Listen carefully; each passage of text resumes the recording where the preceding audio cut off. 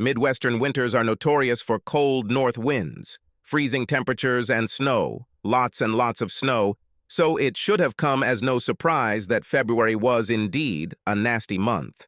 For the first 2 weeks, no one even saw the sun, just a dull gray winter sky, and it was a leap year to boot. Everyone hoped that March would come like a lamb, with warmth, so no one was happy about the extra February day. Jim stood at his office window, looking out over the winter wonderland that was the city of Chicago. By mid-afternoon, the forecast 5 centimeters of overnight snowfall had turned into 30, and there seemed to be no end in sight. In Illinois and Indiana, this is called the lake effect. At times during the morning, it fell so hard and fast that one could barely see the other side of the street, and meteorologists were now forecasting another 30 centimeters by morning. It was about 1:30 when his secretary entered.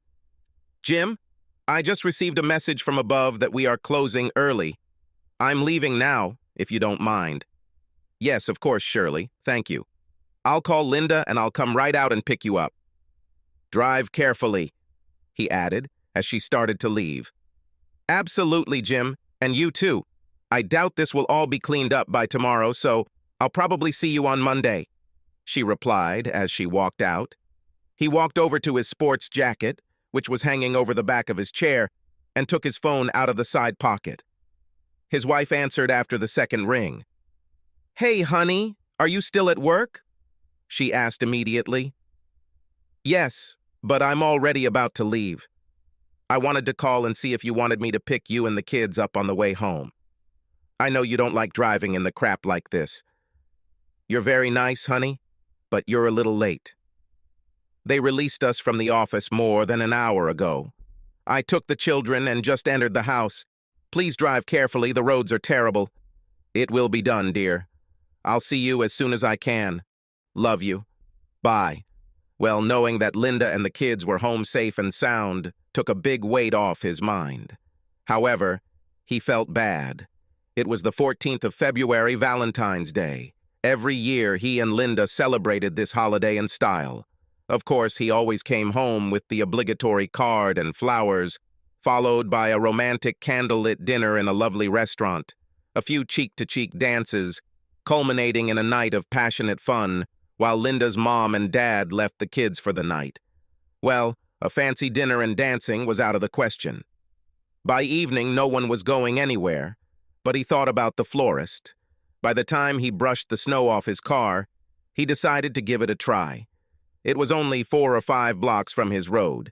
2 weeks before, he ordered a beautiful bouquet and absolutely did not want to show up at home empty-handed. "Thank God you're still open," he said, greeting the man behind the counter. "Yes, I'm going to stay open as long as I can. I imagine many men will leave early and stop here to pick up their orders on the way home." "Well, your instincts are correct. That's why I'm here." Jim told him his last name, and a minute later, the florist pulled out a beautiful bouquet of red, yellow, and white roses from the refrigerator. "Damn, he's great," Jim told him. "What are those purple flowers?" "Sweet peas," he answered. "I added a few to highlight it. Do you like it?" "This is absolutely amazing," Jim replied. He took the pen and signed the card, inserting his debit card into the machine. It was almost 5 o'clock when Jim arrived at his house. He lost time on the way to the flower shop, but it was worth it. Jim knew how disappointed his wife would be that she would have to stay home on their special evening, and he hoped the flowers would lift her spirits. If Jim needed a pick-me-up, all he had to do was look into the 2 angelic faces of his children. "Daddy's home!" 6-year-old Emma cried. Along with their 4-year-old little brother Tommy, they jumped off the couch and ran to their proud father as soon as he walked through the door. Jim knelt down and placed the flowers behind him so they wouldn't get crushed before opening his arms for an onslaught of hugs and kisses. He looked up to see his beautiful, smiling wife watching the happy reunion. "Finally, I was starting to worry," she said. "Well, you were right. The roads are terrible. I'm afraid we won't be going anywhere tonight, darling." "Oh, I see," she admitted with a pang of sadness. "I already called Mom and Dad to tell them that we won't be dropping off the children with them. I didn't have anything defrosted, so the kids talked me into making homemade pizza for tonight. I hope this is okay." "Sounds great," he replied. He waited until Linda turned to go back to the kitchen before taking the flowers and hiding them behind his back. Both Emma and Tommy returned to the couch and their TV show. Linda knew he was creeping up behind her, but she smiled silently and turned her back to him, wondering what he was up to. She felt his left arm slide around her waist. Then his lips kissed her neck. Suddenly, a beautiful bouquet of mixed roses appeared in front of her, along with the words, "Happy Valentine's Day, dear." "Oh, Jim, they are great." She turned around, hugged him around the neck, and gave her caring husband a strong, passionate kiss. She grinned as she felt him become aroused. "That will have to wait," she said, patting his trousers with the back of her hand. She took the flowers and placed them on the table, then took a card from the envelope. "Oh, darling, what have I done to deserve you?" she said before giving him another quick kiss. Well, it wasn't the romantic evening they had planned, but seeing the excitement when the kids realized they were going to have a 4-day weekend with Mom and Dad made it a little easier to accept. Emma and Tommy already had plans for a few snowmen, a couple of snow forts, and a long snowball fight, all of which started early the next morning. It was just after 9 when Linda and Jim tucked their 2 excited offspring under the covers for the night. There was still a lot of time left until evening, and Jim was determined to make the best of it. "Darling, I'm so sorry that our plans didn't work out. I know the bad weather has been getting on our nerves lately, and I know how much you've been looking forward to tonight." "You mean, dude, why did you order all this snow?" She grinned. "Honey, there will be other evenings when we can go out for dinner. We'll have our own Valentine's Day when the weather improves. 4 days off with you and the kids is a great consolation prize, darling, believe me. Besides," she added, "I still have a great new evening dress and a beautiful bouquet of roses from it." Who could ask for better than this? "Well," he said in his most seductive voice, "why don't you go and put on your new evening dress while I open the wine? I'll put on some soft romantic music on the stereo, and we'll have our private Valentine's Day date right here." She purred enthusiastically. "Sounds great, except that you won't see the evening dress until you take me somewhere in the evening." "That's wonderful," he replied. "You go ahead and put it on, and I'll take it off for you later this evening." She giggled. "It's not what I said, but I really like your plan. I'll run and find something suitable." "I'll be down in a few minutes," she said, reaching up and kissing him on the lips before running upstairs. Jim thought that if he did everything right, he could start a whole new tradition. He opened a bottle of semi-dry port to let it breathe, popped it into an ice bucket, and placed it on the coffee table along with 2 wine glasses. "Okay," he asked himself. "What next? Nothing says romance like a warm, crackling fire in the fireplace." After a few minutes, he succeeded, but there was still something missing. He looked at his expensive selection of vinyl records for an answer. He dimmed the lights, allowing the flickering glow of the fire to create the appropriate atmosphere, poured the wine, then, carefully lowering the needle, filled the air with the voices of love.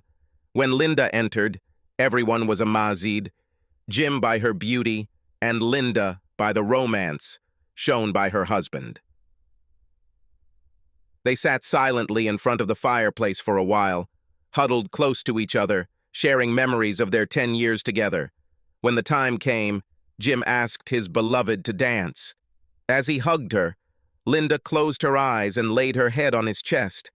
"Darling, this is incredible, thank you." "You're welcome, my dear.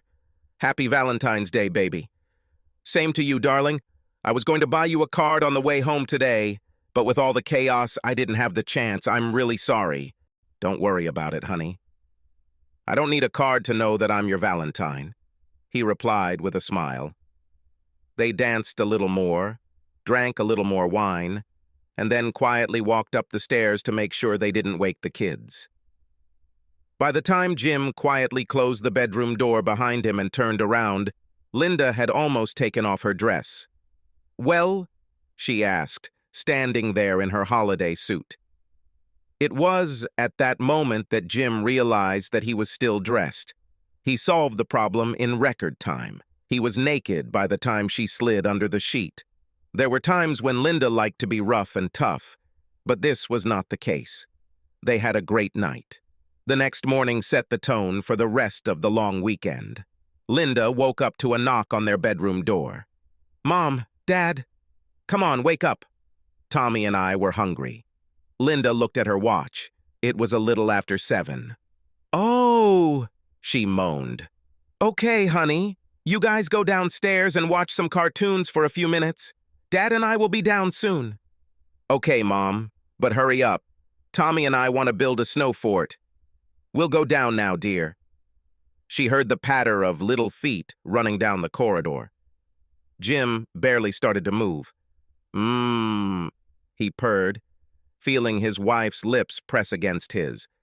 He hugged her and turned her onto her back. He made no attempt to hide his excitement. Linda immediately knew what he was thinking, but had to voice the bad news. "Sorry, dear. This will have to wait. The kids are downstairs, and they're hungry." Jim lowered his head, pretending to be upset. "Well, we can't go down there without a shower. We both smell like sex." "Yes," she grinned, as if they know the smell of sex. Her words made sense. "Yeah, okay, you're right. We really need to take a quick shower. I'll wash your back, you wash mine. This way, we'll finish in half the time." The kids were still sitting on the couch, watching TV, when the smiling couple finally came downstairs. The children didn't seem to notice the time delay. They were both engrossed in their cartoons. "What do you guys want for breakfast?" Linda asked. "Pancakes!" 2 kids shouted in unison. After a nice, hearty breakfast, the 4 of them went to the backyard to build the best snowman ever, according to Tommy and Emma. Of course, everyone knows that no snowman is safe unless he has a snow fort to protect him. To say it was an all-day affair would be an understatement. By the time Jim and Linda were ready to go to bed, they were too tired to even think about sex. Linda curled up next to her husband when she heard him chuckle. "What?" she asked. "I just happened to think that today is only Friday. We also have Saturday and Sunday." "Oh," she moaned. "I'm not sure I can handle this," she joked before placing her hand on his chest. 5 minutes later, they were both fast asleep. Saturday morning cartoons gave them a short reprieve and delayed adding to yesterday's snow fort, but only for a while. Of course, if you have an award-winning snow fort, you must defend it from invading forces. Hence, the afternoon snowball fight, which ended only after an hour of laughter and Jim raising a white flag in defeat. By Sunday, the streets were pretty well cleared, so they took the kids to a park with a sledding hill. It was the kind of weekend that left lasting memories, as their eldest testified as they put her to bed. Emma reached over and wrapped her arms around both her parents' necks. "Thanks for playing with us this weekend. I will never forget this. I love you, Mom and Dad." "We love you too," they both told her. "Now," said Linda, "go to bed. You have to go to school tomorrow." By the time they went to bed, both Jim and Linda were ready to get back to work. They needed to rest. With temperatures too cold to melt anything, the days dragged on with mountains of plowed, dirty snow everywhere, serving as a visual reminder of the ruined holiday, as if anyone needed it. Like most others, Jim, Linda, and the children spent most of their free time indoors.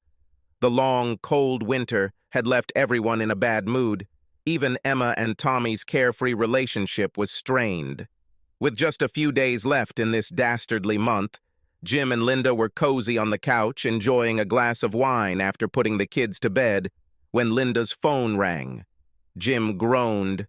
"And who can call at this time of night?" Linda extended her hand and looked at the screen. "It's Dee," she answered with a slight laugh. "I'd better answer. It may be important."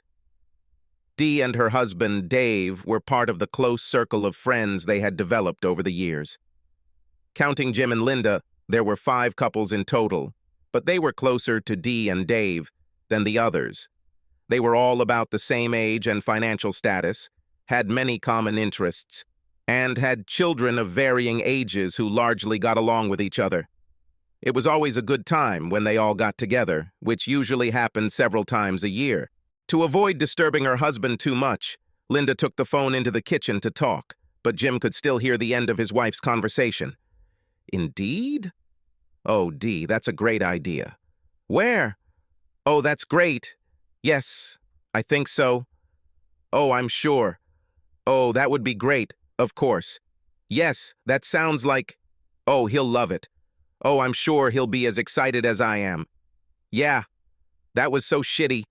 Yeah, I'll talk to him right now, but if I don't call and tell you otherwise, count on us. Okay. Yes, bye. Linda's feet barely touched the floor as she slid back into the living room. She looked like the cat that'd the canary as she plopped down on her husband's lap and wrapped her arms around his neck. Based on what he heard, Jim decided that he would probably like whatever she had to say, but he had to be a little skeptical to get her to tell his fortune. Okay, so what have you gotten us into? He said with a smile. You will like what I learned, she answered. Dee has a great idea. Leap year, a night of dinner, dancing, and sex. But won't Dave be mad if I have sex with Dee? Jim teased, earning a playful punch to his wife's shoulder. The sex part is with me, dumbass. Remember that? She joked back. Leap year is the week starting this Friday. Dave had heard all about the dance club downtown from a couple of colleagues. It's called Downbeat. They have live music on Friday and Saturday evenings. They usually charge $10 per person, but they have an arrangement with the Madison Hotel. If you are a guest at the hotel, you simply show your door key card, and the dance club opens the doors. Dee thinks we can all get a room at the Madison and then have dinner in the restaurant before going to the club. After traveling around the fantastic world for a couple of hours, we will all return to the hotel for a night of decadent pleasures. You don't even have to worry about driving. The dance club is a block away. We can all walk there and back. What about the children? We'll need to see if your parents can host them for the night. Already taken care of, Linda quickly answered. Phil and Jane asked Mrs. Porter to take their children for the night, and they say she doesn't mind taking Emma and Tommy with her. He looked like he was thinking. What is there to think about? Linda wondered. Well, okay, on one condition, he replied. Which one? You will wear the dress you bought for Valentine's Day. You mean the one you haven't seen yet? She grinned. Exactly. It's nice, she agreed, sealing him with a kiss. The next day, Dee called again to tell Linda that everything was settled. She had confirmation from all 5 couples, so she booked a party of 10 for dinner at 7:30 in the Madison Hotel dining room. It was more difficult for her to reserve such a large table in Downbeat, but in the end she got them to agree. Although they would have to move a couple of tables together to accommodate such a large group, they promised that everything would be ready by 9 o'clock. The only thing I didn't do, Dee said, was don't book the rooms. I figured everyone has their own preferences, so I left it up to everyone else. But I wouldn't wait, Linda. When I made the reservation, it occurred to me that we weren't the only ones planning to go out that night and wanting a key card to avoid paying $20 to get into the club. Okay, Linda grinned. I'll ask Jim to order the room as soon as he gets home. We're really looking forward to it, Dee. You are just a genius for coming up with everything. The 2 good friends talked for a while longer before hanging up. A little later, Jim booked a room at the Madison Hotel with a double bed for February 29th.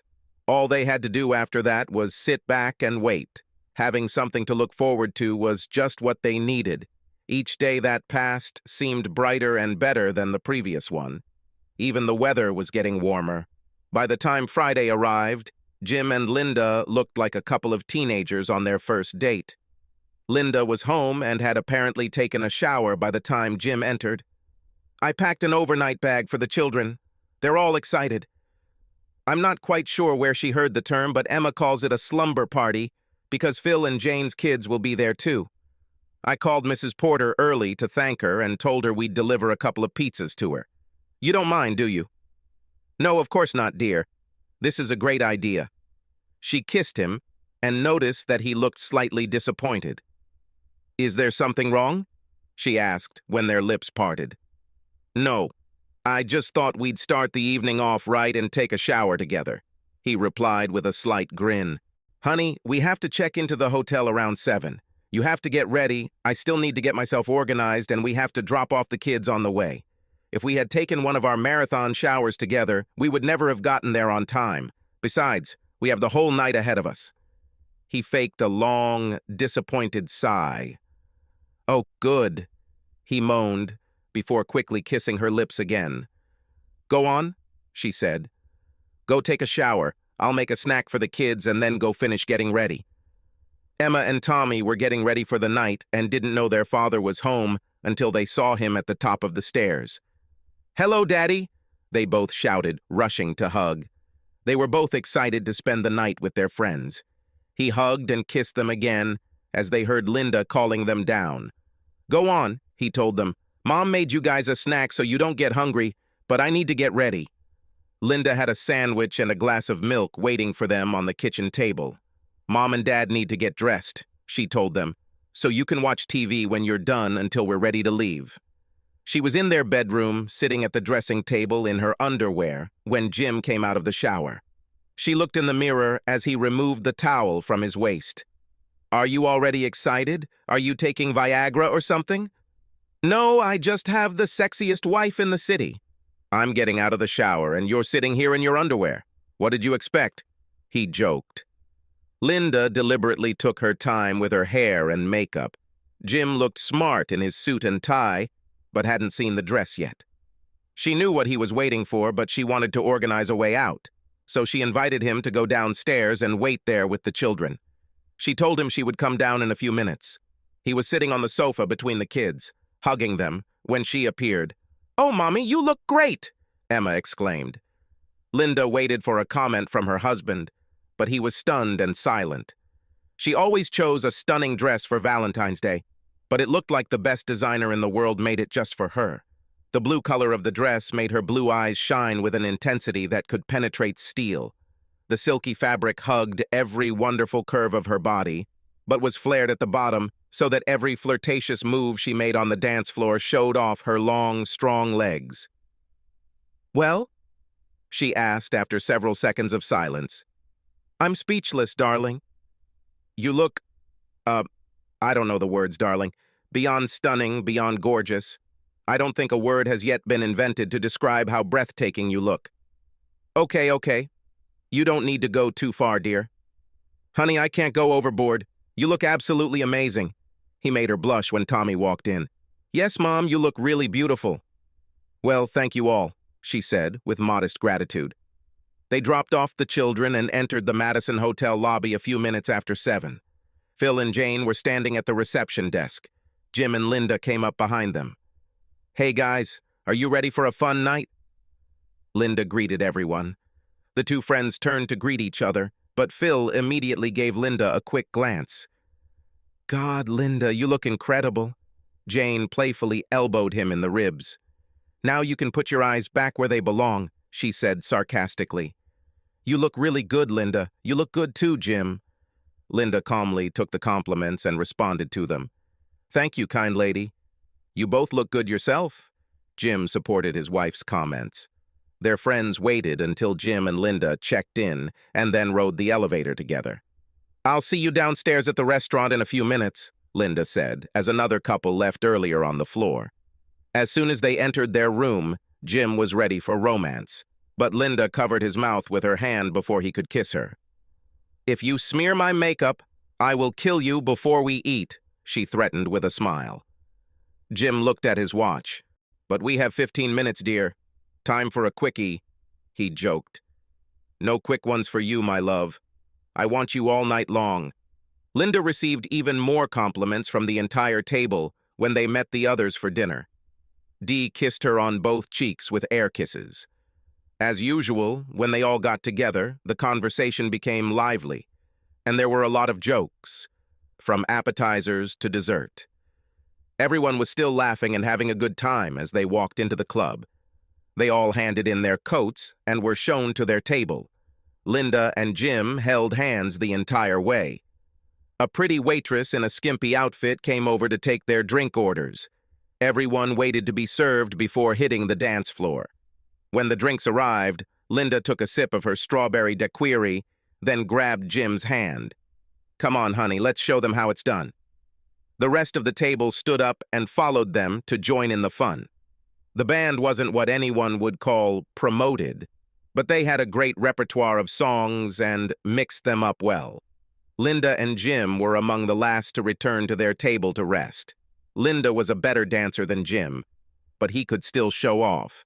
Linda had never been shy about him as her partner, but, with her husband's permission, she would sometimes accept an invitation to dance from someone who was a little lighter on her feet.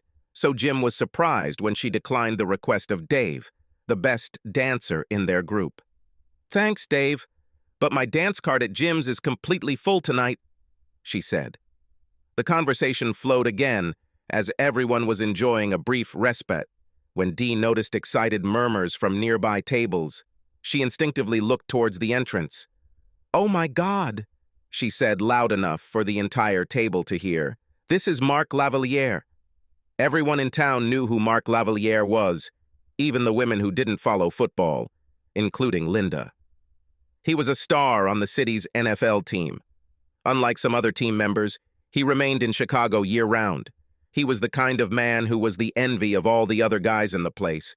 He was tall, handsome, well-built, had a lot of money, and, judging by the way the women at the table fawned over him, he was a real ladies' man.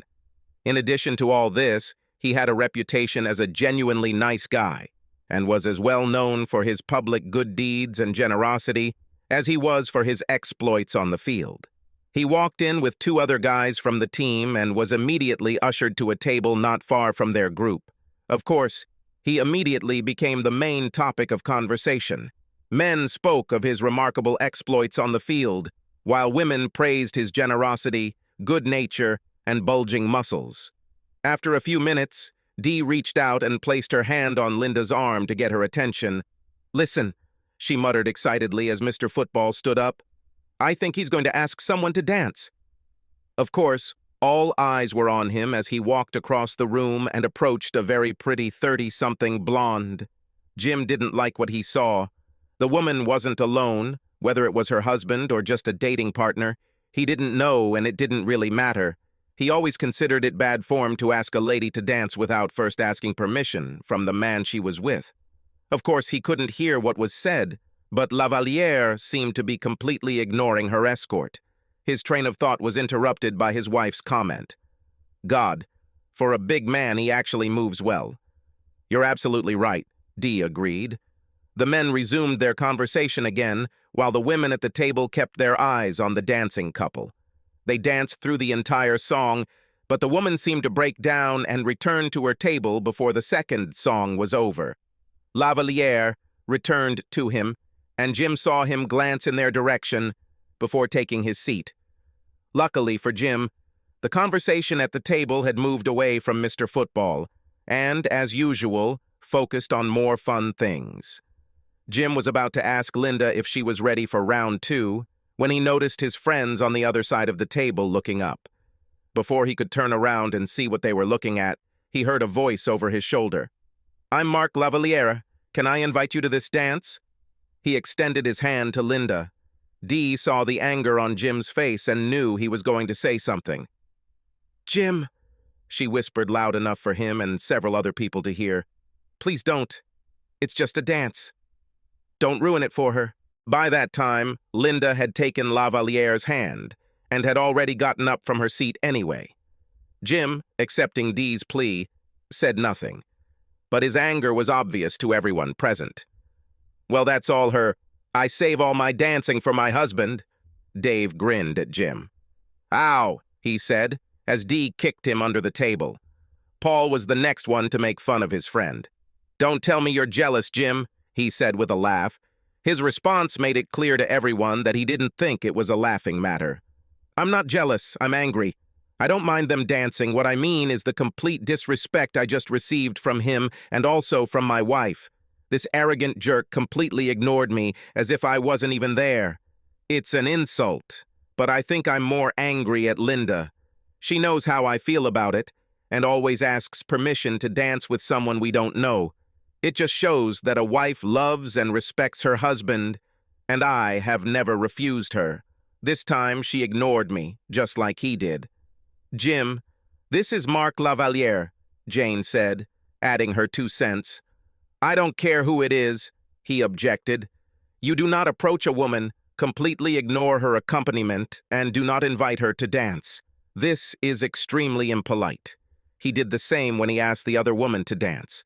Everyone at the table thought it was probably best to leave things as they were. One of the other friends decided that now would be a good time to talk about the new car he wanted to buy. Jim didn't want to ruin the evening he had planned with Linda, so he tried to forget about the incident and joined the conversation, but still kept one eye on his wife. The band was playing a slow song. Based on their earlier repertoire, Jim decided that the second song would be faster and his wife would likely join them. Unfortunately, he didn't know that Lavaliere had spoken to the band and asked them to play several slow songs in a row.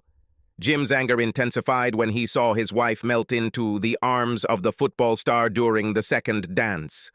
This is disrespect for your husband, he thought to himself. When this continued for the third time, Jim had had enough.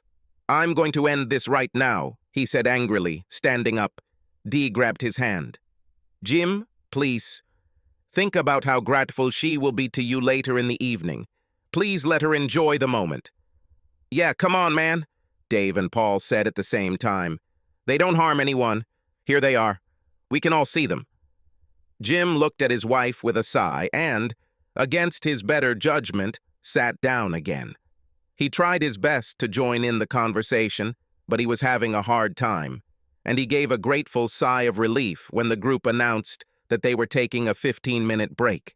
He saw his wife return to the table after dancing 3 slow songs with Lavaliere. He watched her face as she approached. She didn't smile as everyone might have thought. Instead, she had a look of worry and guilt on her face. Jim could see that she knew what she had done was wrong and decided he wouldn't make a fuss. He really didn't want to ruin the rest of the evening. Before taking her seat, Linda told everyone at the table that she needed to freshen up and asked Dee to join her in the ladies' room. Dee could barely contain herself until the toilet door closed behind them. Well, she asked with excitement, how did it go? Were you able to feel his excitement when he danced with you? Oh, yes, Linda replied. Did he seem big? I don't think it's bigger than any other guy. I don't know. I really can't say. While Dee was thinking this over, Linda took advantage of the lull. He wants me to spend the night with him. Dee was still thinking about the size of Lavaliere's household and did not fully understand what her friend had said. What? Who? Mark. Who else do you think? You mean he wants you to go home with him and spend the night with him? Exactly, Linda confirmed. Dee, I don't know what to do. I've never cheated on Jim before, but this is Mark Lavaliere. I will never have this opportunity again. Did Jim say anything when we were dancing? Oh, yes, he's angry, Dee replied. First of all, he was angry that Mark ignored him when asking you to dance. He's also angry at you for not asking his permission before agreeing. Yes, I thought about it when we went to the dance floor, but by then, it was too late. Dee thought about it and was ready to offer advice. Honey, Jim's already pissed off. Any romantic plans you guys had for tonight are probably going to fall apart anyway. I'd go for it. Do you really think so? Hell, yes. As you said, how many opportunities like this do you get in a lifetime? What about Jim? I'll sort everything out with him, don't worry. I'll make him understand. Dee watched as the wheels started turning in Linda's head. Finally, she made a decision. I'm going to do it, she exclaimed. God help me, I just can't refuse. How are you going to get out of here? You know that if Jim sees you leaving, he will face you. He might even be stupid enough to try to fight Mark. Mark says he has an emergency exit from here. He gave me his number and told me to text him from the ladies' room if I decided to go. He'll meet me in the hall, and Jim will never see us leave. Then write to him, by all means, before Jim wonders why we are taking so long and comes here looking for us. Jim was so engrossed in watching Linda and Lavaliere that he didn't realize how badly he needed to go to the toilet.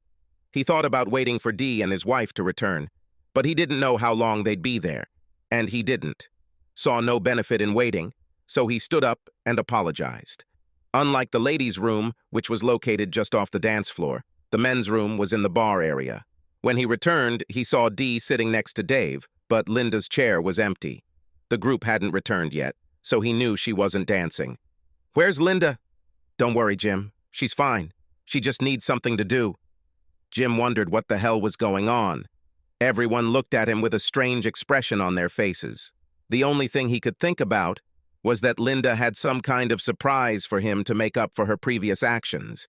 He sat down and tried to relax, but the mood at the table had changed. Everyone was quieter and more subdued. As the minutes passed, he became more and more anxious. "What's going on, Dee? Where is Linda?" "Jim, I told you, she's fine." "I'm not asking about her health, Dee." "Where is she? Did she go back to the hotel?" She saw that he was beginning to worry, and she was not sure that she could hide it from him for long. "Please, Jim, just relax." She knew that sooner or later she would have to tell him, but she hoped it would be later, much later. She saw him take out his phone. "What are you doing?" "I'm calling her. I want to know what's going on." When her phone went to voicemail, he called the hotel. They also had their number when he made the order. "Yes," he said as soon as he answered. "Number 481. Please." He let the buzzer ring about 15 times before giving up. He looked at Dee and decided that he would make a little noise until he found his wife. He stood up abruptly and headed towards the bar. "Jim, where are you going?" Dee shouted. "If you don't tell me where she is, I'll turn this place upside down until I find her," he shouted back. Dee stood up and ran after him. She grabbed his hand just as he was about to call the manager. "Jim, she's not here. She's not at the club." "Then where the hell is she, Dee?" "I'm serious," he said threateningly. "You tell me what's going on, or next time I'll call the police." When she looked into his eyes, she wasn't as confident that she could work things out as she had been in the ladies' room.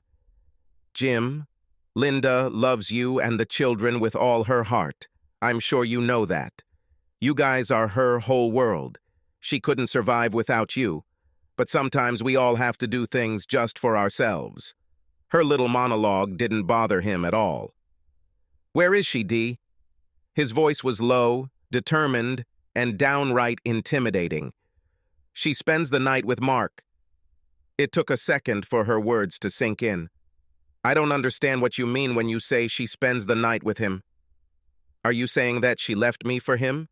She would never—" "No," Dee cut him off. "She didn't leave you for him. She'll be back tomorrow morning. Jim, she loves you more than life itself, but like I said, sometimes we just have to do some things for ourselves. It wasn't her idea. He invited her to go home with him. It will never happen again, Jim. Please let her have this night, and she will be grateful to you for the rest of her life." "It's the same thing you said about dancing," he growled back. He still couldn't believe it. He had to see it for himself. A frightened Dee followed him as he returned to the table. He looked at his wife's empty chair, then at where Lavaliere was sitting. When he saw that only 2 of the 3 chairs at this table were still occupied, he knew it was true. He looked around at those sitting at the table. Everyone avoided his gaze. He didn't think he could be any angrier, but he was wrong. He could tell by the look on their faces that they knew everything, and no one said a damn word. At that moment, the angry husband didn't care who knew what. In fact, he wanted everyone to know. He spoke loudly and clearly.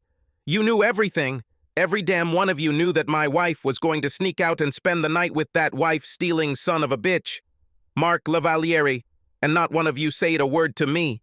This idiot used his reputation, money, and so-called charm to destroy my marriage, tear my family apart, and you all sat back and let it happen. We have 2 kids. I know a wife-stealing piece of shit like Lavaliere doesn't care whose happy home he destroys as long as he's having a blast, but you were supposed to be our friends." "Shh," one of his so-called friends hissed at him. "Jim, keep your voice down. You don't need to broadcast it to the whole club. We are all friends, both yours and Linda's.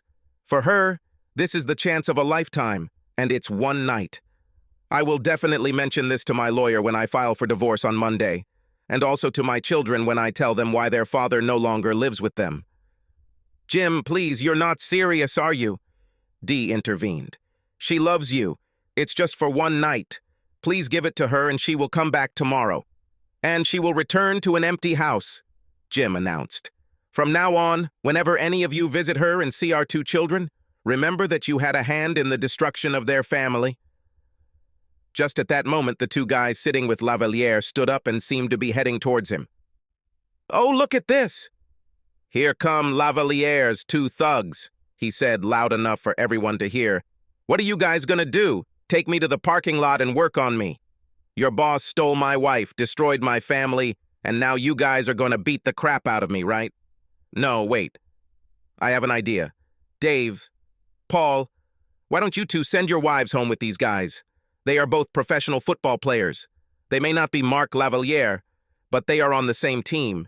Then we can all be so happy for our wives because they spent the night with one of the celebrities, and later we can all wonder how we can resist a professional athlete while making love to our wives. We will all be able to wonder if we are still satisfying her or who she is thinking about in the throes of passion." Both of Lavaliere's friends stopped in their tracks when one of the men took out his phone and pressed the speed dial button. "Are you calling Mark?" "Ask it another." "Hell, yes. I'm going to tell him to bring that bitch back here. Look around. Everyone has taken out their phonies. By morning, it will be all over the internet." His companion looked around. There must have been 30 or 40 people there, recording everything. "Damn, Kevin. A lot of these phones are pointed at us." "Indeed?" he commented sarcastically. "Damn it. What's the matter?" He turned off his fucking phone. A woman sitting with her husband at another table called out to Jim. He recognized her as the woman with whom Lavaliere had danced in front of his wife. "That asshole tried to do the same thing to me a while ago. I told him to go to hell." "Your husband is a happy man," Jim answered. "He's obviously a much better judge of people than I am." He couldn't help but chuckle as he looked down and addressed the table of shocked former friends. "When you see Linda, be sure to tell her that she gave up her marriage for one night with this idiot, and was not even his first choice." Jim knew this would be the last time he would speak to anyone at the table, so he wanted to make sure they understood where he was.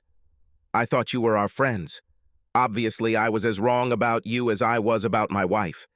Next time any of you men see me, you should start looking for a way out. I won't look for you, but if we ever end up in the same room, I'll start beating you up." There was a shocked silence as Jim turned his attention to the ladies.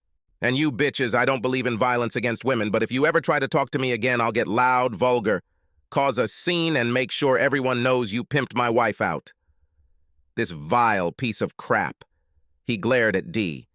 "And for you, bitch, I could make an exception to this rule about violence against women." Dee took out her phone and desperately tried to dial Linda's number, but it went straight to voicemail. Around this time, Jim was approached by the club manager. "Sir, I have to ask you to leave. If you refuse, I will call the police." "Oh, don't worry," Jim replied. "I'm leaving, but before I do, I have a question. Did you know about this? Has Lavaliere done this here before? This lady says he tried to do the same thing to her. I bet my wife isn't the first, is she? Is this Lavaliere's happy hunting ground for impressionable wives?" He looked at the other tables. "Take this as a warning, guys. Bring your wife here and you can just leave without her, like I do. Believe me, Lavaliere doesn't care about destroying your family, just like he didn't care about destroying mine." Jim walked up to the embarrassed cloakroom girl and gave her his ticket, and then left. He half expected Lavaliere's two friends to follow him outside, but they didn't. He walked towards the hotel. He couldn't believe that his wife would ruin their marriage over one night. What the hell was she thinking? They talked about loyalty. In fact, the entire group he just left was talking about it. Everyone agreed. This was a topic that could not be tolerated. By the time he reached the hotel lobby, he had worked himself into an even more frantic state than before. He wanted the blood of each and everyone involved in this night. He approached the receptionist. I'll leave in a few minutes. Have my bill ready, he demanded. The clerk had to ask, "Sir, what's the problem? The room is reserved for the whole night." "Yes, there is a problem. I can't believe a hotel with a reputation to protect would support this den of infidelity. Do you know that damn dance club caters to professional athletes who seduce other people's wives all over the place? I booked a room to spend a romantic night with my wife. Now, thanks to you and the wife-stealing clientele of this establishment, I will divorce her and destroy a family with 2 innocent little children. I'll go up and pack my things. Have my bill ready by the time I get back." Carl Mason, the hotel's night manager, heard Jim fuming as he returned to his office. He immediately picked up the phone. "Bob, what the hell happened there tonight? I have a client here who is willing to kill someone because he claims that your client seduced his wife." "Yes, it was that idiot Mark Lavaliere. I knew that sooner or later this would happen. This isn't the first time he sneaked out of here with someone's wife." "Are you kidding me? Why didn't you ban him from the club?" "Because it brings clients. A lot of people know he hangs out here, so they come to check out our local football hero. However, you are right. From tonight, it will be blocked. I just hope it's not too late. I think today's incident may have already hurt business." "Well, I'll tell you what. First thing tomorrow morning, I'll talk to the board and recommend that we disassociate ourselves from this." "Wait, Carl. At least wait until we see how this ends." "I won't wait for anything, Bob. This is bullshit. You should have stopped this a long time ago. Good luck." After hanging up the phone angrily, the manager walked up to the front desk and spoke to the clerk. "Terry, let me know when you see this guy come out of the elevator." "It will be done, Mr. Mason." Meanwhile, Jim returned to the room. When he opened the door, this large double bed looked very inviting. He was exhausted, emotionally and physically. He plopped down on the bed, throwing one leg up on the bed, but keeping the other on the floor. He didn't want to fall asleep just to relieve the stress for a few minutes. As he lay there, he felt grief creeping in slowly, like a tiger about to pounce. Until now, his emotions had been pure rage, with a shot of adrenaline kicking in for good measure. He sat up, lowered his other leg to the floor, and sat on the edge of the bed. Grief would have to wait, he told himself. He wasn't done with the rage yet. Not by a long shot. Jim picked up his suitcase and threw it on the bed before opening it. He took out the $300 Victoria's Secret underwear he'd bought as a surprise for his wife and laid them out neatly on the bed. "I found some stationery and a pen on a small table in the corner and wrote a note. To the maid, happy belated Valentine's Day. It's all yours." He took out his phone and sent this photo to his soon-to-be ex-wife with a note in the foreground. Never in his entire life had anyone hurt him as much as she did. He was ready to repay her in whatever way he could. Jim closed his suitcase and headed downstairs to pay. The clerk called his manager as soon as Jim got off the elevator. "Sir, my name is Carl Mason. I am the night manager of the hotel. I couldn't help but hear you when you entered. I called the dance club and found out what happened. I offer you my most sincere apologies and will present to our board members my recommendation that we cease all ties to Downbeat. Again, there is no charge for the room, and I am very sorry this happened." The manager's little speech took some of the wind out of Jim's sails. He hoped that the guy was telling him the truth about breaking ties with the club. This would at least give him a small sense of satisfaction. He had a full tank of gas, and all he wanted to do was drive until he reached the end of the earth, but he couldn't. As much as he wanted all the peace between him and his wife, he needed to think about his children. He needed to deal with his emotions. The fact is that he also needed revenge. Otherwise, he would never be able to look his children in the eyes again. On the way home, Jim thought about all the people who were recording him on their phones. It was another small victory, but he hoped they would post it on YouTube, Facebook, Twitter, and whatever other sites were out there. And that's when the idea came to him. As soon as Jim entered his house, he placed his suitcase on the floor and headed to his home office. He opened his laptop, clicked on Google, and started searching. It took him 3 tries, but he found what he was looking for. He wasn't even sure they existed, but they were there. Telephone numbers for the National Enquirer, the Globe, Tatler, Confidential, and a couple of other scandalous newspapers and tabloids. He clicked on the first one and saw that it was a 24-hour hotline. When he went down the page, he found that they were all the same. He took a piece of paper and jotted down what he needed to say. National Enquirer. Hotline, may I have your name, please? My name is Jim, but before I continue, I was wondering if you would be interested in the story of how Marc Lavaliere stole a man's wife and destroyed his 10-year marriage. They also have 2 children, who now, thanks to him, will live in a single-parent family. Can you confirm this, Jim? I'm sure I can. He stole my wife. At the moment, while we are talking, she is with him. There was silence on the line for a moment before the voice answered, Jim, can you wait a couple of minutes? Please don't hang up, I'll be right back. I'll be here, Jim replied. Jim? Yes. Okay, we're interested. We'll pay $2,000 for the exclusive. What is your name? Asked Jim. Daryl. Okay, Daryl, it's agreed. I'm not interested in money.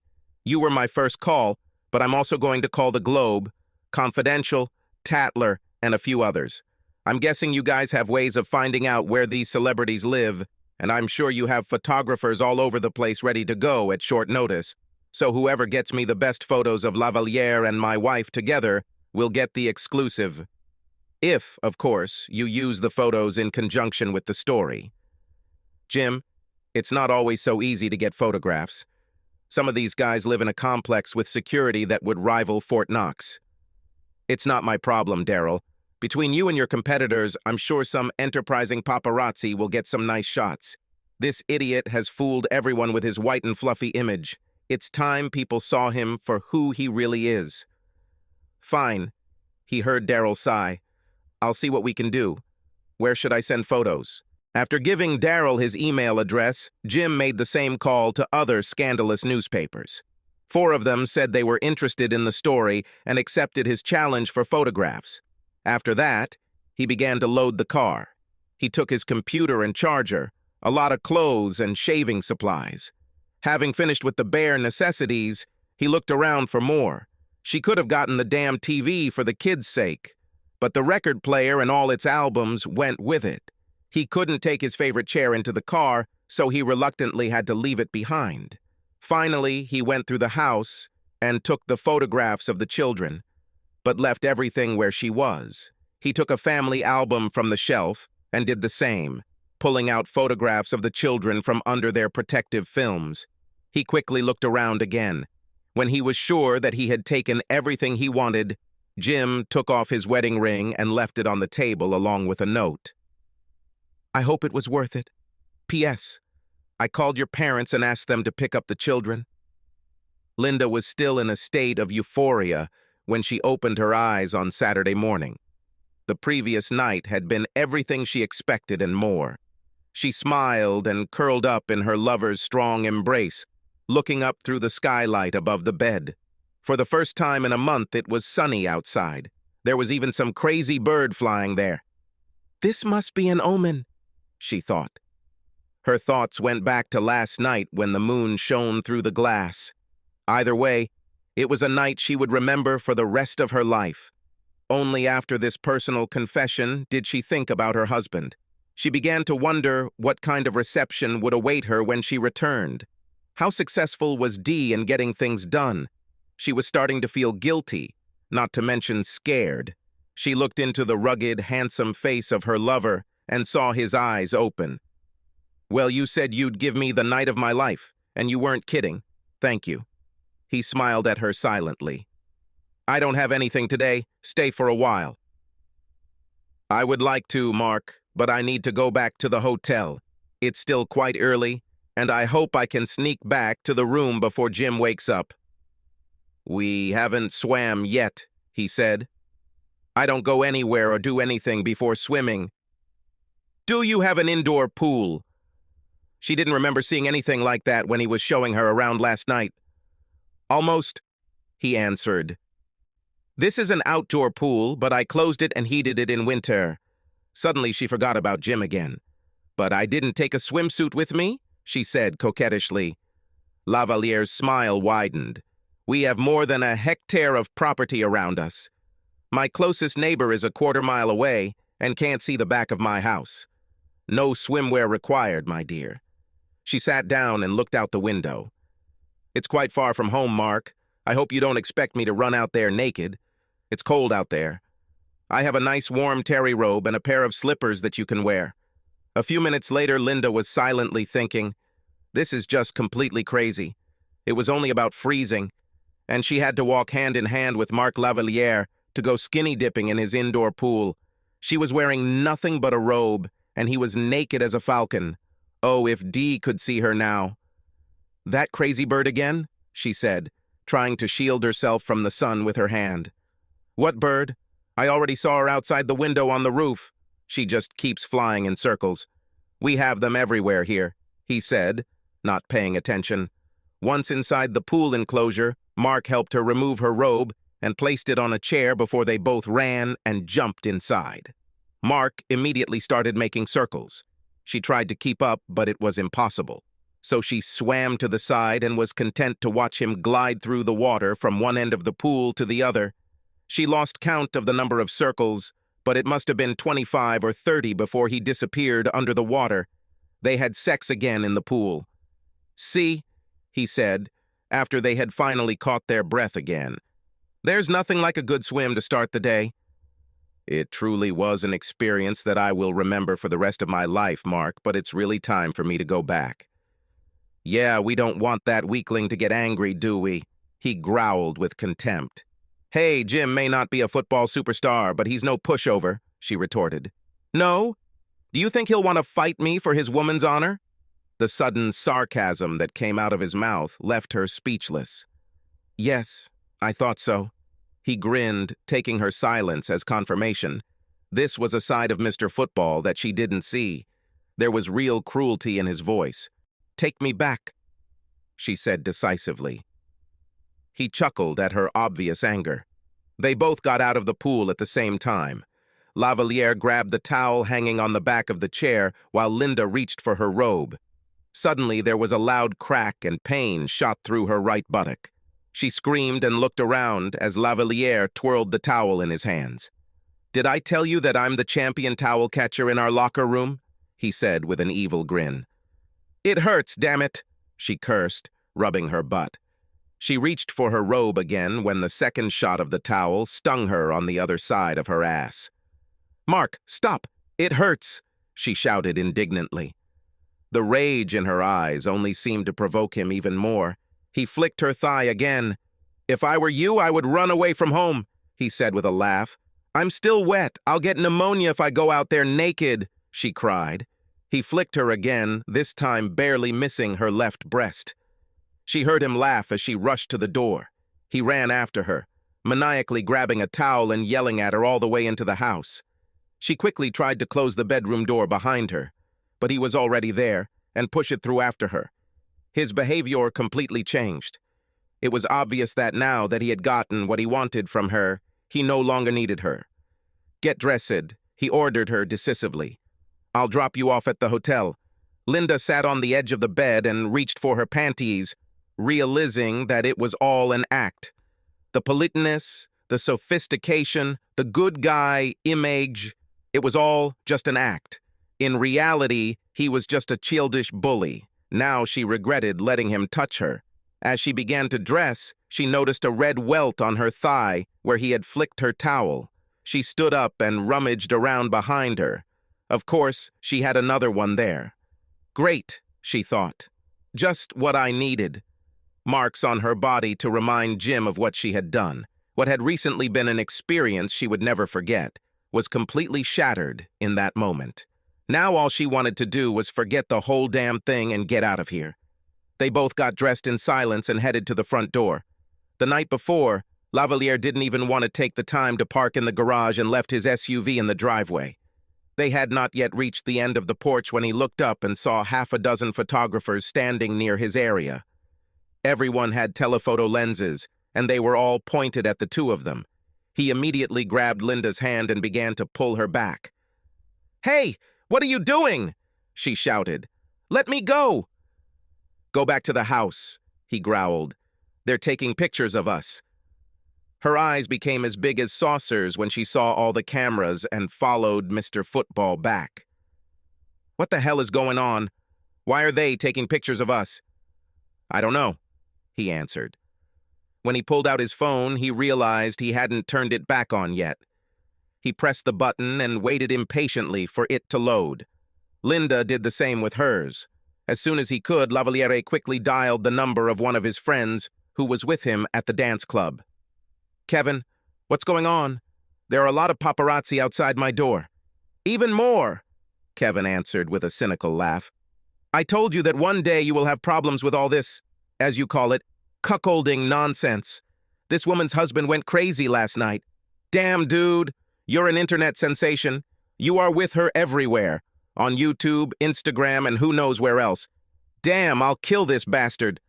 "Oh yes, that would be very smart. Last night I was about to try to calm him down and half the people in the room pointed their phones at me. After that I had no intention of even approaching him. Hell, Chuck and I had everyone in the place staring at us, while we sat at the table and waited for several minutes after the guy left before we could leave. Watch YouTube, dude, and you'll see what I mean." "Okay, I'll do it now," he said, pressing the shutdown button. Meanwhile, Linda was listening to his side of the conversation. "What?" she asked.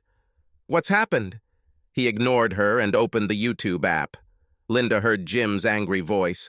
"Oh my God!" she exclaimed when Lavaliere showed her his phone. "Your husband is an idiot. That's what happened," he yelled. She immediately dialed Dee's number. "Thank God you called," Dee yelled. "I've been trying to reach you since last night. Are you home?" "No, I'm still at Mark's house. This place is surrounded by photographers." "Oh shit. Jim went crazy last night. I tried to tell him that you still love him, but he said he was going to file for divorce. I think he is also planning to move out of the house. You must go home immediately and try to stop him. I did my best last night, but, honey, he's really angry." Okay, I'm leaving right now." She hung up the phone in despair and looked at Mark. "I must return home immediately," she told him. "I'm not going back there with you. Are you kidding me? Call a taxi or Uber or something." "Mark," she begged, but he turned his back to her and left. She could barely see through her tears as she Googled Uber near me. She called the nearest one and was told that the car would be there in 20 minutes. She slid down the wall onto the tile floor of the foyer and cried until she heard the buzzer. She pulled her coat over her head and tried to hide her face as the cameras clicked. The Uber driver had no idea what was going on. He stared at her in the rearview mirror, wondering if he recognized her. "Are you a celebrity or something like that?" "No, I'm not famous, I'm stupid. Please just get me there as soon as possible." She checked her phone again to see if Jim had tried to contact her. When she saw the text message, she was scared to open it, but she knew she had to. She could almost hear her heart break when she saw the laundry neatly laid out on the bed, along with the note. The driver looked at her again in the rearview mirror when he heard her mournful sobs. He had no idea what she had done, but he couldn't help but feel sorry for her. After paying the Uber driver, she ran into the house calling Jim's name, but was met only by silence. For a moment she wondered if he might still be at the hotel, but that hope was dashed when she checked the closet. She collapsed on the bed, all in tears. Almost an hour passed before she stopped crying. She wiped her eyes and decided to go down to the kitchen and make some coffee to try and clear her head and think. It was at that moment that she saw his ring and note. She immediately realized that her marriage was over. She plopped down in her chair and remembered last night and how deeply she must have hurt him. Why she couldn't understand it at the time was a question she would ask herself for the rest of her life. Jim found it difficult to fall asleep, but as soon as he fell asleep, he simply fell asleep. He was so emotionally drained that he slept for 9 hours and didn't wake up until 10:30 on Saturday morning. The fog in his brain only began to clear when he was in the shower. As he got dressed, he considered turning on his phony, but decided that he still wasn't ready to start. Dealing with the consequences of last night, He needed a good breakfast, he needed coffee, he needed time to get ready. He asked the receptionist about restaurants, learned of 3 within walking distance, and decided on a Denny's on the next block. It was slightly past noon when he returned to his room. He took a deep breath to gather his courage and turned on the phone. There were at least a dozen missed calls from his so-called friends. He ignored them all. He saw that Linda had replied to his text message and opened it.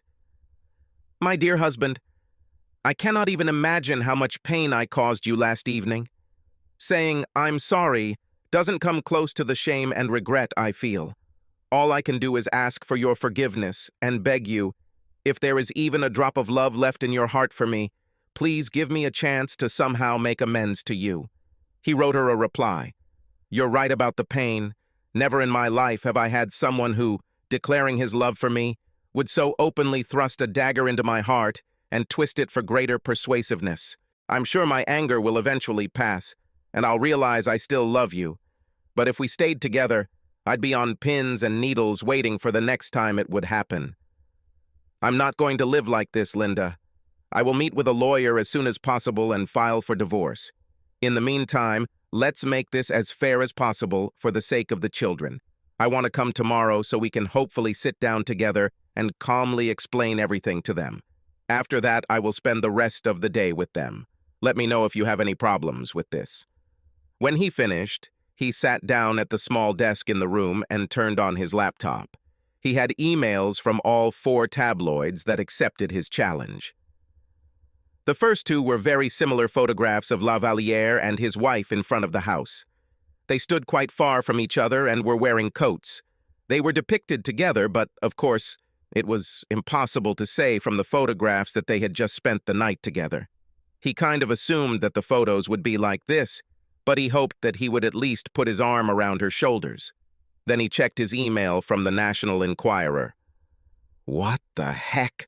he muttered under his breath. He clicked on other photos. Each one was just as amazing. The first few pictures showed La Valliere and his wife in bed together. Looks like they had a camera on the ceiling above the bed. The following pictures showed them walking outside to a building that looked like a Quonset military hut. She was in a white robe and he was naked. He should have stopped there because the next few pictures broke his heart all over again. It looked like 2 naughty teenagers were having a great time. They were both naked as she ran in front of Mr. Football while he playfully smacked a towel at her. It hit him like a ton of bricks, and it was the first time he cried. Jim had never faced anything as painful as the end of his marriage. It took him a moment to collect his thoughts again. He washed his face and made coffee using the motel coffee machine. It was almost 2 o'clock when he felt confident enough to call. He looked up the number on his phone and asked for Daryl, but was told he only worked part-time and only worked a few hours late at night. When he told the voice on the other end of the line who he was connected to a reporter. His name was Paul. "Sir, may I call you Jim?" "Yes, everything is fine," he answered. "Jim, are you ready to tell me your story?" "Now? I'm just calling to let you guys know that you won. The photos you took outshone all others by an order of magnitude. Do you have hidden cameras or something like that?" "No," Paul answered with a slight chuckle. "It just so happens that you live in the same city as our secret weapon." "Secret weapon?" "Yes, we can't say his name, but he is the best paparazzi in this business. Not only is he a damn good photographer, but he's also an electronics genius.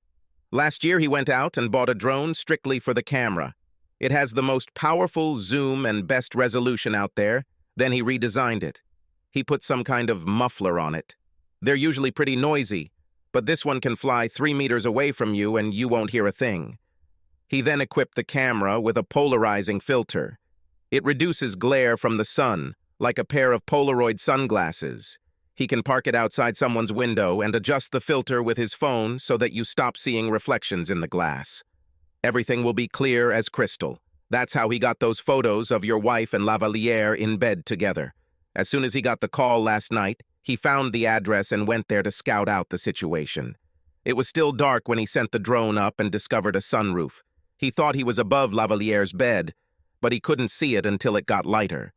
He also has some extra long telephoto lenses for his regular camera, so he found a place in the back where he could perch in case they tried to sneak out that way, although he didn't expect them to undress like that. There's an indoor pool in that building back there, so apparently they went skinny dipping together.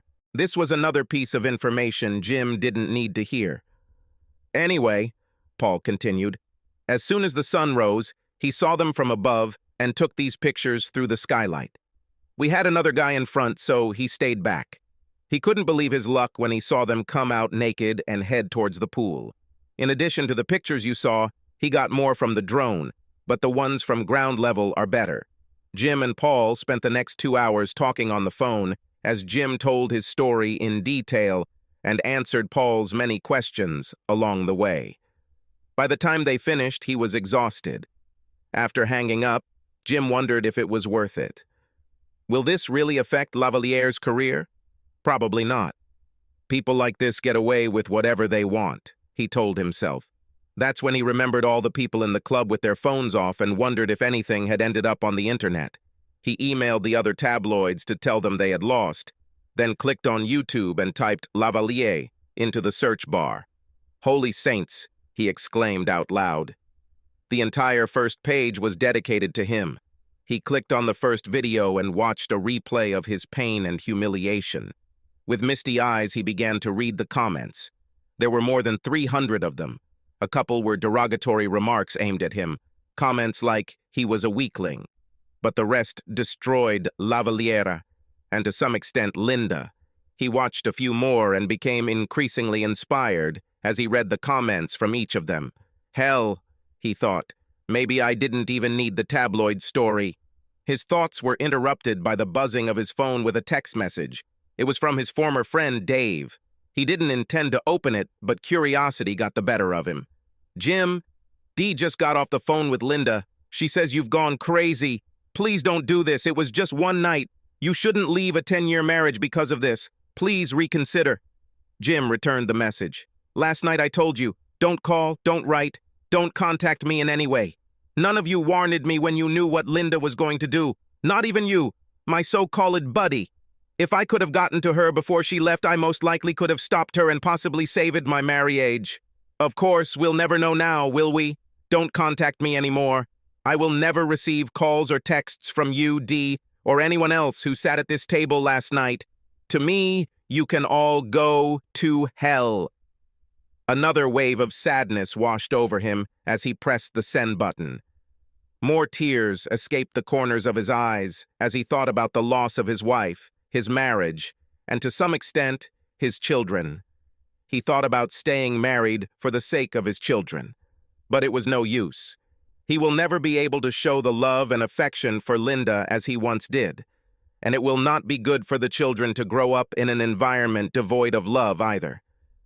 It wasn't an easy decision, but he made the only one he could make. Linda was ready to receive him on Sunday morning. When he approached the door, she had already taken a shower, dressed beautifully, and put on makeup. He accepted her invitation for coffee and followed her into the kitchen. "Where are the children?" I asked. "Outside, playing in the backyard." He nodded in agreement and sat down at the table. He knew she wanted to talk, and he wasn't going to deprive her of that. In fact, he hoped that she would find a way to persuade him to stay, even though he knew that this would not happen. "Jim, I'm very, very sorry for what I did. I can't imagine how you felt when you found out I left. I honestly don't know what I was thinking." "I agree," he replied. "No one could imagine how I felt if this had not happened to him. I don't know what came over me. I've never been with anyone this famous before. It made me feel so special. Then when he asked me to go home with him, I don't know, I was just so amazed. I didn't even think about anything like that, but..." She started crying and found it difficult to continue. "I'm so sorry, Jim. I kept telling myself that it would only be one night, a night that will never happen again," she cried. "Everyone keeps telling me it's just one night. Let me tell you how I feel." "Okay," she agreed. She was angry at herself for breaking down. She was desperate to save her marriage and wanted to throw herself on her knees and beg if that was what it took. but maybe it was better to know what he was thinking first. "You know," he began, "when I found out that you left last night, everyone at the table said, 'It's just one night. Give her this one night, you can't divorce her.' Because of one night, you're only that she said it again, but the whole point was that it was just one night." He saw that she didn't understand. "If you came to me and told me that I fell in love with another man and that you were leaving me to spend the rest of your life with him, I would understand. I obviously wouldn't like it, but I would understand it. I've seen it happen. Two people get too close at work and fall in love. It happens. If you had told me that you were out with the girls one night, got drunk and ended up in bed with some womanizer, I would have understood that too. Again, I'm damn sure I wouldn't like it, but it happens. None of us are perfect. If you were in sales and traveled a lot, were alone on a long trip and desperately needed company one night, I would understand. But this is where all this does not apply. You barely met him, so I know you weren't in love. You only had a few drinks, so you weren't drunk. And I was there, so you sure as hell weren't lonely. Damn. We had a wonderful romantic evening planned, and you threw it all away for one night," he said, emphasizing the last two words, drawing them out. "You can't imagine how worthless I felt, knowing that my wife cared so little about me that she deliberately drove a stake through my heart for one night of sex with another man. I didn't care who he was. Do you understand what I'm getting at? The fact that it was just one night makes it not better, but 1,000 times worse. You threw it all away. Our marriage, our family life, our future, our children's future, for one night. You knew how I would feel. You knew how devastated I would be. And yet you completely ignored my feelings for one fucking night with this guy." He became emotional and didn't want his children to see him like that. He calmed down and lowered the volume. "Understand? Do you see what you've done? You didn't leave me for a lifetime of happiness with someone else. You left me for one night of sex with another man." Linda wiped a wave of tears from her eyes. She really understood.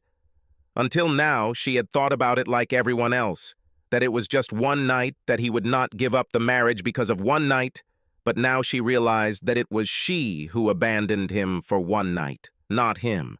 He was right, absolutely right, and there was no point in even trying to fight him about it. There were no counter-arguments she could discuss, nothing she could say. Their marriage was over. She had to accept it. She asked for a few minutes to compose herself before talking to the children. When she was ready, they called the children. They, of course, attacked their father with questions about where he was. Linda was instrumental in helping explain that Dad was looking to get a second home. Only the thought of spending the day with their father kept them from crying, but they made up for it that evening when he dropped them off. Never in her entire life had Linda felt so depressed as when she heard her children crying in their beds, knowing that she was the cause. True to his word, Jim filed for divorce the following week. Linda, knowing that her imminent dismissal would be very fair, used the services of the same lawyer. It was decided that she would stay in the house for the sake of the children, so Jim rented a 3-bedroom apartment just 4 miles away, where the children spent almost half of their time. As for the consequences, everything turned out better than Jim could have ever hoped. In an attempt to stop the loss of customers due to all the YouTube videos from that night, owner Downbeat posted his own video on the same hosting site, saying that the establishment was under new management. Without naming any names, he also informed the public about the new policy regarding some former clients. Jim understood this to mean that Lavaliere was no longer welcome there. The shit really hit the fans when the new edition of the National Enquirer hit the stands. Jim and Linda were both grateful that the children were too young to be affected by the story. Luckily, they obscured Linda's face, but the photo of her and Lavaliere in bed, with his arm around her, made the front page, along with other nude images of them, censored inside. A month after the original story hit grocery store checkout shelves, the National Enquirer offered Linda $5,000 for her story. Although Linda didn't believe she should be rewarded for what she did, she took the money and put it into a fund to fund college for Emma and Tommy. In the article, she deeply apologized to her husband and admitted that the entire episode was the stupidest thing she had ever done. She did not throw a single blow, exposing Lavaliere's cruelty and bullying. When Jim read her story about how that idiot hit her with a towel hard enough to cause welts, he remembered how wrong he was in thinking she was having a good time. This was the first time since this all started that he had sympathized with his soon-to-be ex-wife. Lavaliere was no longer the Prince of Chicago. He was despised almost everywhere he went. Even the other players avoided him when practice began later that year, and for the first time in his life, Lavaliere was booed from the stands when he took the field during games. 2 years after that night at Downbeat, he was traded to a smaller team. Linda waited a year to start dating, but felt that finding a new man to share her life with was probably hopeless. Based on her 10-year history with Jim, her expectations were too high. Eventually, she gave up the search and decided to dedicate her life to simply raising 2 wonderful children. Jim was a little luckier. After 2 disastrous short-lived relationships, he found a woman with some potential, but he was in no hurry. Let it happen if it happened. In the meantime, he and Linda got along well, and the children adapted to their new living conditions. They even still continue to do things as a family from time to time. Life goes on. Subscribe to our channel so that your second chaff doesn't cheat on you, and go ahead and listen to the next story, because this story is nothing compared to the next one. If you're under 18, don't even think about listening to the next one.